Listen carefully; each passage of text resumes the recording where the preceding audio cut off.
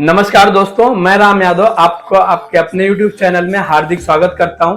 आज हम FMCG यानी fast moving consumer goods industry के उन चुनौतियों के बारे में बात करेंगे जिनसे कई नए बिजनेस ओनर खासकर स्टार्टअप्स को गुजरना पड़ता है और इनमें से कई इन चुनौतियों से अनजान होते हैं जिससे उन्हें काफी फाइनेंशियल नुकसान होता है। अगर आप भी इस इंडस्ट्री में बिजनेस स्टार्ट करना चाहते हैं तो ये वीडियो आपके लिए है, लेकिन उससे पहले अगर अभी तक आपने इस चैनल को सब्सक्राइब नहीं किया है तो प्लीज इस चैनल को सब्सक्राइब करें और बेल आइकन दबाना बिल्कुल ना भूलें, क्योंकि इस चैनल पे FMCG से रिलेटेड बहुत सारी वीडियो हैं और आगे मिलती रहेंगी। तो शुरू करते हैं आज का वीडियो। तो सबसे पहले बात करते हैं कंपटीशन की। FMCG मार्केट में कंपटीशन इतना ज्यादा है कि नए और छोटे बिजनेस के लिए मार्केट में जगह बनाना बहुत मुश्किल है, क्योंकि नेशनल और रीजनल प्लेयर के साथ साथ जो लोकल प्लेयर होते हैं वो भी आपस में कंपटीशन कर रहे होते हैं। नए स्टार्टअप्स अक्सर डिस्ट्रीब्यूशन और सेल्स की बारीकियों को समझे बिना मार्केट में उतर जाते हैं। ये उनकी सबसे बड़ी गलती होती है, जिसकी वजह से वो मार्केट में उनका प्रोडक्ट फेल हो जाता है, चाहे वो प्रोडक्ट अच्छा ही क्यों ना हो।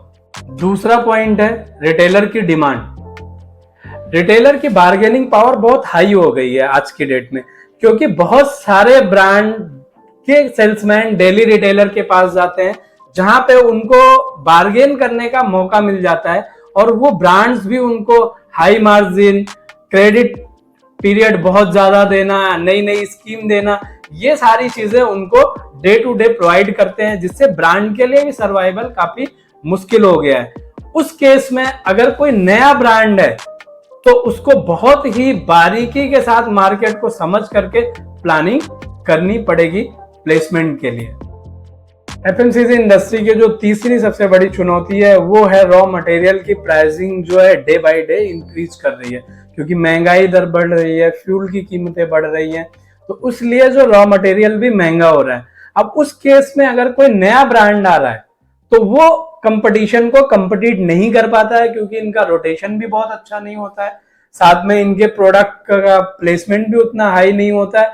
उस वजह से भी जो है कहीं ना कहीं रॉ मटेरियल का भी एक चैलेंज होता है। और अगर आपका सेल नहीं है बहुत ज्यादा तो आप बल्क रॉ मटेरियल परचेज भी नहीं कर पाते हो, इसलिए आपका रॉ मटेरियल की प्राइसिंग हाई होती है और उस केस में रिटेलर को मार्जिन पास ऑन करना ज्यादा आपके लिए बहुत मुश्किल होता है। तो इन सारी चीजों को प्रॉपर समझ करके ही आप और इसके बारे में प्रॉपर एनालिसिस करके ही आप इस इंडस्ट्री में अपना बिजनेस स्टार्ट करें। अब इसमें जो हमारा फोर्थ पॉइंट है वो कहीं ना कहीं न्यू बिजनेस ओनर या स्टार्टअप्स के लिए थर्ड पॉइंट को कनेक्ट करता है, यानी मार्जिन कम होना या मार्जिन कम होते जाना।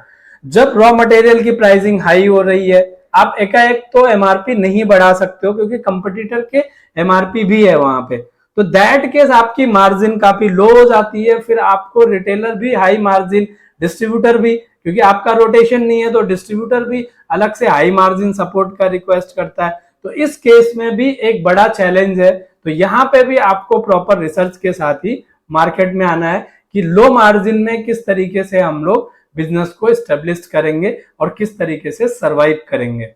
जो हमारा नेक्स्ट पॉइंट है वो है ब्रांड के लिए स्पेशली है कि FMCG इंडस्ट्री में आज एक और चैलेंज है नकली प्रोडक्ट का बनाने के लिए। बहुत सारे ब्रांड हैं जिनके नकली प्रोडक्ट बना दिए जाते हैं, उससे एक तो सेल तो इफेक्ट होता ही होता है, साथ में उस प्रोडक्ट का ब्रांड इमेज भी इफेक्ट होता है। तो ये भी एक FMCG इंडस्ट्री का बहुत बड़ा चैलेंज है, जिससे जो बड़े ब्रांड है उनको तो जूझना ही पड़ रहा है। न्यू ब्रांड को भी सोच के आना पड़ेगा कि किस तरीके से इन चुनौतियों को भी हम फेस करें, वरना हमने मेहनत किया, बर्न किए और जब प्रोडक्ट रन होने लगा तो उसका डुप्लीकेट आ गया। तो ये भी आपको अपने न्यू ब्रांड के साथ समझना होगा। तो ये थी FMCG इंडस्ट्री के कुछ चैलेंजेस जो हमने आपके साथ डिस्कस किया। अगर आप इन चैलेंजेस को हैंडल करने में असफल होते हैं तो निश्चित ही आपका प्रोडक्ट अच्छा होते हुए भी मार्केट में सफल नहीं हो पाएगा। अगर ये वीडियो आपको अच्छी लगी तो वीडियो को शेयर करें, लाइक करें और सब्सक्राइब करें।